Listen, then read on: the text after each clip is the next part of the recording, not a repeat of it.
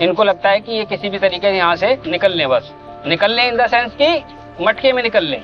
यहाँ पर ये ऐसे बैठे रहें, गर्मी में सड़ते रहें, सड़ते सड़ते मर जाएं, उसके बाद धीरे धीरे हरिद्वार पहुंच जाए मटके में।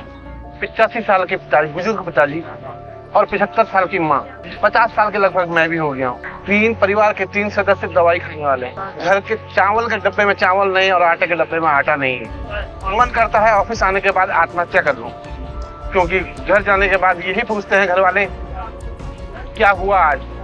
जिस संस्था का सीईओ बोलता है कि कितना हो मुकदमा कर दो, कितना हो केसेस लग जाए, जूते घिस जाएंगे, कोई न्याय नहीं मिलेगा, क्योंकि पूरे प्रशासन जो है इस संस्था के मुट्ठी में है।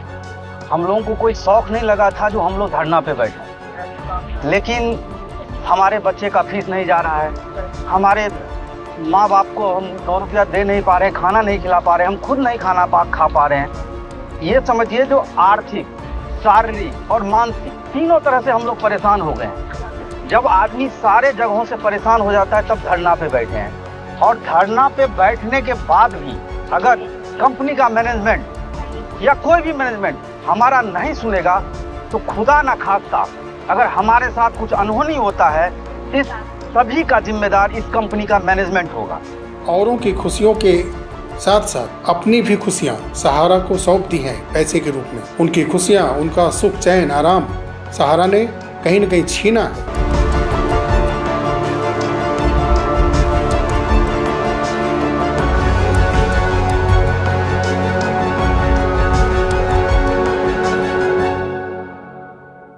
नमस्ते भारत। साथियों, सहारा इंडिया के कर्मचारी 12 से 13 दिन लगभग हो चुका है और वो लगातार कमांड कार्यालय के पास जो TV, electronic media, digital media और प्रिंट मीडिया, ऐसे तमाम जो वहाँ पे सहारा के कर्मचारी अपने वेतन के लिए जो वहाँ पर धरना दे रहे हैं, उनसे हेड मैनेजमेंट टीम का कोई भी मिलने नहीं आ रहा है। और जो सहारा के लिए बात करते हैं सोशल मीडिया पर आकर के, निवेशकों की बातों को सोशल मीडिया पर रखने वालों के कमेंट बॉक्स में या उनके सामने वीडियो कॉन्फ्रेंसिंग में, जो सहारा के बहुत क्लोज ऐसे लोग हैं जो सोशल मीडिया पे वर्क कर रहे हैं, जैसे कि कुछ दिन पहले मेरे चैनल पर आए थे बढ़िया लेख लिखने वाले, उनके चाहने वालों की तरफ से ऐसा कहा गया, राजा राम जी, राजेंद्र शर्मा जी, कन्हैया शाह जी। तो मैं पूछना चाहता हूँ ऐसे सहारा के निकटतम लोगों से कि क्या आपको जो कर्मचारी वहाँ पर 12 से 13 दिन हो गए बैठे हैं, उनके लिए आपने प्रबंधन तंत्र से कोई बात की? वहाँ प्रबंधन तंत्र का कोई क्यों नहीं पहुंचा? वहाँ पर कुछ कर्मचारी, बहुत संख्या होगी 100 से 200 तक, आप उनके लिए नहीं बात कर रहे हैं, उनको आप नहीं वेतन दे करके उचित जो उनका मांग है उसको पूरा करके उनको काम पर वापस लौटा पा रहे हैं, जिनसे कि आपको प्रॉफिट है, आपको वो अपना मेहनत लगा करके आपको कमाई देते हैं, आपको इनकम देते हैं। तो ऐसे लोग जो सहारा के पक्ष रखते रखते एक प्रकार से अब शब्दों की भरमार करने शुरू कर दिए हैं, वैसे लोग का भी मन पसीजता नहीं है क्या? ऐसे कर्मचारियों के लिए जो थोड़े बहुत हैं, उनके भुगतान के लिए, उनके घर का चूल्हा कैसे जलेगा, उनके घर में राशन की व्यवस्था कैसी होगी, उनके घर के अंदर के बिजली के बिल, वाटर बिल कैसे दिए जाएंगे, एजुकेशन बच्चों की जो फी है वो कैसे दी जाएगी। जो सहारा के निकटतम लोग हैं, आखिर में उनको कितना पैसा मिला है कि जो खत्म होने का नाम नहीं ले रहा है, और वो लगातार सहारा के लिए लोगों को गालियां दिए जा रहे हैं, लेकिन अपने कर्मचारियों के लिए, अपने सहारा के अंदर अभी तक जबरदस्त वर्किंग करके पैसा कमाने में दिन रात सहारा की मदद करने वाले मीडिया कर्मी, टीवी चैनल कर्मी अनाथ की तरह वहां पर पड़े हैं। कहने को तो कई लाख करोड़ की संपत्ति सहारा के पास है, लेकिन किस काम की? कुछ 100 वहां पर कर्मचारी बैठे हैं, उनके पास कोई जाने वाला नहीं है, और वो भी उचित मांग अपने वेतन के लिए। साथियों, अगस्त माह में पिनाकपानी मोहंती केस आप जानते ही हैं कि 11 तारीख को सुनी जानी है, टेंटेटिव है, और उम्मीद पूरी है कि जिस प्रकार से उसमें सरकार की तरफ से यानी कि सहकारिता मंत्रालय की तरफ से और कई पर्सनल एनजीओ के आईए लगे हैं, वकालतनामा लगे हैं, तो और सेबी की तरफ से भी उसमें आईए लगाए गए हैं, तो उम्मीद तो पूरी है कि इस बार सुनवाई 11 अगस्त को होगी। वो सुनवाई पोर्टल के खामियों को दूर करने के लिए, भुगतान में और तेजी लाने के लिए, भुगतान के अमाउंट को बढ़ाने के लिए, यही आशा करते हैं कि इन सब चीजों पर वहाँ सुनवाई होगी और इस पर कोर्ट आदेश देके इसको और पारदर्शी करेगा और पोर्टल से भुगतान तेजी से बढ़े हुए अमाउंट के साथ चालू होगा और तेजी से आगे बढ़ेगा। ऐसी उम्मीद हम करते हैं 11 अगस्त के पिनाकपानी मोहंती केस की सुनवाई में। सेबी सहारा का कोई अपडेट नहीं है। अभी फिलहाल सुप्रीम कोर्ट आप देख ही रहे हैं कि एक जो दिल्ली हाई कोर्ट के वर्मा जी हैं उनके लिए परेशान है, SIR बिहार के अंदर उसके लिए वो परेशान है। कई ऐसे मुद्दे हैं जिनके लिए वो व्यस्त हैं और कई उनके प्राइवेट कार्यक्रम होंगे जिसके लिए भी उनकी समय सीमा बंधी है कोर्ट के अंदर। तो करोड़ों निवेशकों के लिए सेबी सहारा केस के लिए अभी कोई बेंच गठित नहीं हुई है और उसमें देखिए उम्मीद तो बहुत है। जुलाई अब खत्म होने वाला है, 2 दिन और अगस्त महीना तो बहुत ही महत्वपूर्ण है सहारा के निवेशकों के लिए। तो उम्मीद यही है कि अगस्त माह में कोई अचानक से डेट सेबी सहारा का आए ताकि लगभग 13 वर्षों से चला आ रहा ये केस क्लोज हो, ताकि सहारा के निवेशकों के लिए जो सबसे बड़ा सिरदर्द बना है ये केस उस पे से पर्दा हट जाए और एक फाइनल जजमेंट कोर्ट की तरफ से आ जाए। कुछ भावुक पल, भावुक संवाद जो धरना प्रदर्शन पर बैठे हैं आंदोलनकारी जिनको सहारा के लोग बोलते हैं, वो पैसे के हकदार हैं। उन्होंने मेहनत किया है सहारा के लिए, पैसे कमाए हैं सहारा ने उनसे और उस कमाए पैसे से कम हाल फिलहाल का वेतन उनको नहीं दिया जा रहा है, जबकि 2014 से भुगतान मनमाने ढंग से उनको दिया जा रहा है, कभी कम, कभी 30 से 40%, कभी टोकन मनी के रूप में। तो उनके तरफ से कुछ भावनात्मक अपील की गई है उत्तर प्रदेश के मुख्यमंत्री योगी जी से और देश के प्रधानमंत्री मोदी जी से। वो वीडियो आप देखिए। पाकिस्तान से जब जुड़ा था, जब मैं एकदम जवानी के शुरुआती दौर में, वो जवानी जिसमें आदमी जवानी से लेकर शुरू करता है कमाना, तो इस उम्र तक आते आते यानी आज मैं इस संस्थान को मैंने 20 साल दी थी, केवल 20,000 की सैलरी के लिए पिछले 11 दिनों से धरने पे बैठा हुआ। ना तो प्रशासन सुनता है, ना बंधन सुनता है और ना यहाँ का मैनेजमेंट सुनता है। अगर हम इनसे पैसे मांगने जाते हैं तो इनके पास सीधा शब्द है कि हमारे पास बंदूका है, तुम हमारा कुछ नहीं कर सकते हो। हमारे लोग जो हैं वो पॉलिटिकल इतने स्ट्रांग है कि हम किसी को भी खरीद सकते हैं कि अगर हमारे ऊपर तो इतने केस है, अगर आप 50-100 कोई और भी कर दोगे तब भी हमारा कुछ नहीं होगा। तो मेरे को तो ये समझ नहीं आता कि मैंने अपनी जवानी के इतने साल यहाँ पर देखे मैंने कितनी बड़ी मूर्खता की है। और आज मैं अपनी सैलरी 2014 से जो बकाया है वो और अभी जो सैलरी नहीं मिल रही है वो, उसके लिए यहाँ पर 11 दिनों से धरने पे बैठा हूँ। कोई सुध लेने वाला नहीं। इनको लगता है कि ये किसी भी तरीके से यहाँ से निकल लें, बस निकल लें इन द सेंस कि मटके में निकल लें। यहाँ पर ये ऐसे बैठे रहे, गर्मी में सड़ते रहे, सड़ते सड़ते मर जाएं, उसके बाद धीरे धीरे हरिद्वार पहुंच जाए मटके में। 85 साल के पिताजी, बुजुर्ग पिताजी और 75 साल की माँ,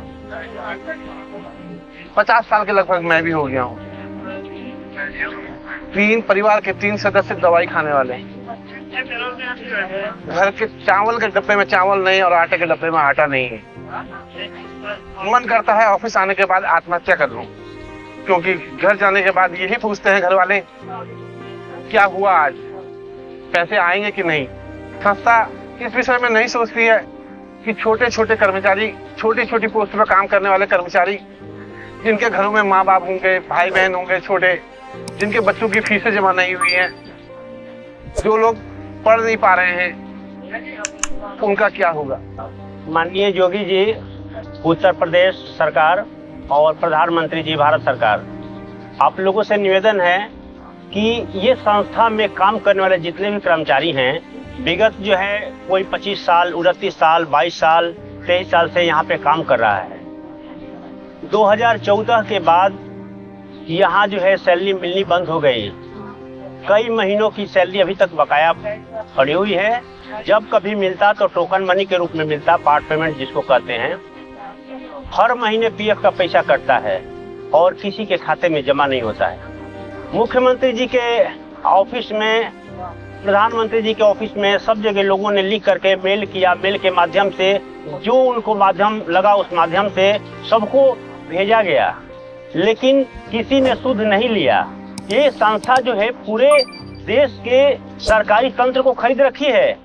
बाकी जगह में देखा जाता है कि योगी जी का बुलडोजर जो है पूरे यूपी में छाया हुआ है, लेकिन जैसे ही सहारा का नाम आता है सारे प्रशासनिक लोग जो है वो पीछे हट जाता है और जहां जाते बंद कमरा के सामने लोग बोलता है कि ये जो है आपके संस्था इन लोगों को खरीद रखी है। क्या सब लोग बिक चुका है? आज चर्चा सिर्फ होती है मोदी जी और योगी जी। आप लोगों ने बोला था कि इस देश को जो है करप्शन मुक्त, कांग्रेस मुक्त, और आप लोगों ने लगता है कि ये भ्रष्टाचार युक्त जो है यहाँ शासन प्रबंध जो है कर दिया आप लोगों ने। जिस संस्था का सीईओ बोलता है कि कितना हो मुकदमा कर दो, कितना हो केसेस लग जाए, जूते घिस जाएंगे, कोई न्याय नहीं मिलेगा, क्योंकि पूरे प्रशासन जो है इस संस्था के मुट्ठी में है। हम लोगों को कोई शौक नहीं लगा था जो हम लोग धरना पे बैठे, लेकिन हमारे बच्चे का फीस नहीं जा रहा है, हमारे माँ बाप को हम 2 रुपया दे नहीं पा रहे, खाना नहीं खिला पा रहे, हम खुद नहीं खा पा रहे हैं। ये समझिए जो आर्थिक, शारीरिक और मानसिक तीनों तरह से हम लोग परेशान हो गए हैं। जब आदमी सारे जगहों से परेशान हो जाता है तब धरना पे बैठे हैं। और धरना पे बैठने के बाद भी अगर कंपनी का मैनेजमेंट या कोई भी मैनेजमेंट हमारा नहीं सुनेगा तो खुदा ना खास्ता अगर हमारे साथ कुछ अनहोनी होता है, इस सभी का जिम्मेदार इस कंपनी का मैनेजमेंट होगा। तो ये है कर्मचारियों के दिल की आवाज, भावना की आवाज, जो वेदना वो अपने मुख से, सहारा से रुदाली आवाज में बोल रहे हैं। आशा करते हैं कि अब भी सहारा के हेड मैनेजमेंट तक उनकी आवाज पहुंचेगी। और साथ ही में हम ये समझ सकते हैं कि करोड़ों निवेशकों के लिए, लाखों कर्मचारी एजेंट के लिए वो कोई न कोई रास्ता जरूर निकाल रहे होंगे कि आने वाले समय में निवेशकों का भुगतान और अपने कर्मचारियों का वेतन, एजेंट का कमीशन और सारे ऑफिस के जो रेंट हैं वो देंगे और सब कुछ सुचारू रूप से चालू करेंगे और भुगतान भी प्रारंभ करेंगे, पोर्टल के साथ साथ ब्रांच से भी। लेकिन उनके ऊपर लगातार सरकारी एजेंसियों का कार्रवाई करना और एफआईआर होना, राज्य सरकारों की तरफ से उनकी संपत्तियों को अटैच करना, ईडी की तरफ से उनके संपत्ति को अटैच करना, ये अच्छा संकेत नहीं है सहारा के लिए। अगर इससे उनको बाहर आना है तो उनको सर्वप्रथम सारे संवैधानिक संस्थाओं के साथ साथ कोर्ट के सामने भुगतान के लिए स्पष्ट और ईमानदारी के साथ अपना पक्ष रखना होगा। कथनी ही नहीं, करनी का रियलिटी दिखाना होगा। तब जो सहारा के ऊपर शिकंजा सबका कसता जा रहा है उससे रिलीफ तभी मिलेगी जब वो ईमानदारी से सामने आएंगे। उनका हेड मैनेजमेंट टीम पूरा ईमानदारी से सामने आकर के अपनी बात रखेगा तो सारे एनजीओ, सारे जो व्यक्तिगत आवेदन दिए गए हैं कोर्ट में वो हल हो जाएगा। लेकिन ईमानदारी जरूरी है, क्योंकि जिन्होंने पिटीशंस फाइल की हैं वो कहीं न कहीं वो सहारा के लिए सैकड़ों, लाखों, करोड़ों रुपए जमा करने वाले एजेंट हैं, कर्मचारी हैं। उन्होंने औरों की खुशियों के साथ साथ अपनी भी खुशियां सहारा को सौंप दी हैं पैसे के रूप में। उनकी खुशियां, उनका सुख, चैन, आराम सहारा ने कहीं न कहीं छीना है। तब उन्होंने हार मान के कोर्ट का रास्ता अपनाया है। तो इसको सहारा समझे और ईमानदारी से सबके साथ सामंजस्य बिठा करके भुगतान करना शुरू करें। और ऐसा आप कर सकते हैं। उम्मीद है कि आने वाले समय में बहुत ही कोई एक उचित निर्णय सहारा हेड मैनेजमेंट टीम लेगी और अपने सारे लोगों के भुगतान को सुचारू रूप से, ईमानदारी से प्रारंभ करेगी। तो मिलते हैं अगले वीडियो में। तब तक के लिए नमस्कार, जय हिंद, जय भारत, वंदे मातरम।